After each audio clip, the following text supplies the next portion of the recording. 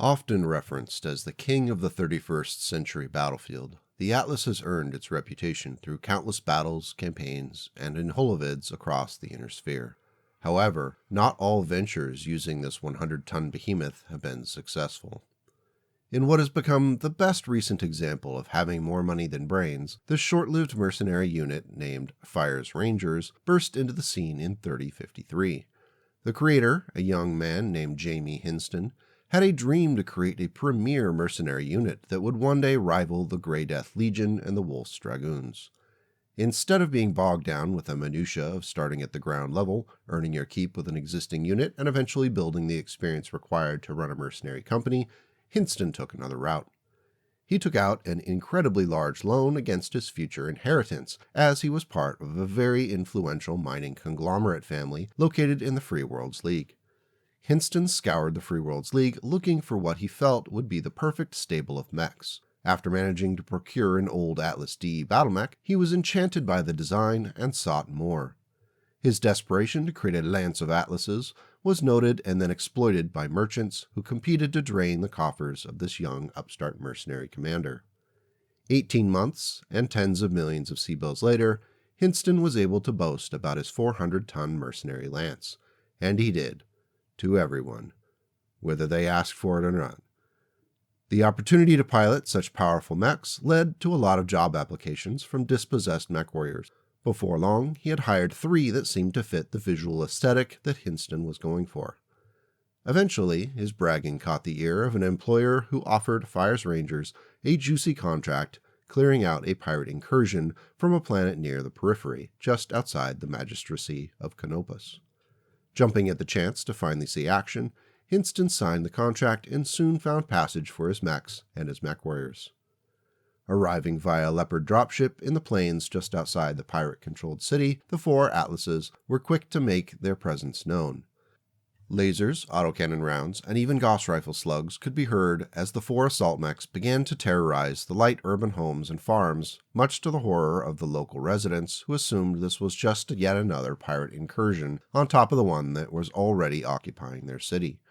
The call went out, and eventually the original pirates began to make their way out from where they were based camped at the small spaceport.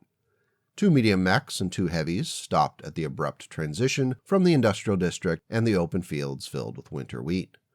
Concerned with the vast difference between their mechs and their newcomers, the pirate commander was in the process of ordering his mechs to fall back to the spaceport when one of the Atlases tripped over a concrete storehouse it was in the process of crushing. The mech toppled hard, not even raising its arms to cushion the fall. When the dust plume cleared, the mech lay motionless. Not wanting to be embarrassed, Hinston called for a charge towards the pirates with the 3 remaining Atlases. Their thudding footsteps were intimidating, and they opened fire on the backstepping pirates. It was a thunderous cacophony of noise. Unfortunately, hiring Mechwarriors based upon how they look in their gear and not their talent left something to be desired. Most of the shots missed the pirates and hit the surrounding buildings of the city. The pirates noticed, and instead of retreating, marched forward toward the Atlases, firing their own weapons in return. A pirate catapult K2 kept its distance, firing shot after shot of azure lightning into the nearest Atlas, which was able to tank the shots, but only for a limited time. Finally, after the 5th PPC shot to the chest, the mech's pilot ejected. The Atlas slumped forward, standing, but with a clearly cored out center torso. Scoring a few hits with his lasers, Hinston was determined to be the one who pulled victory from the jaws of disaster.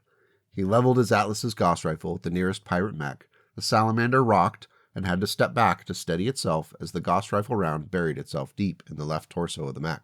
The response was devastating as all the pirate mechs concentrated their fire on Hinston's mech. Tons of armor was boiled and blasted away before he lost balance and the Atlas tipped forward, landing in the wheat field.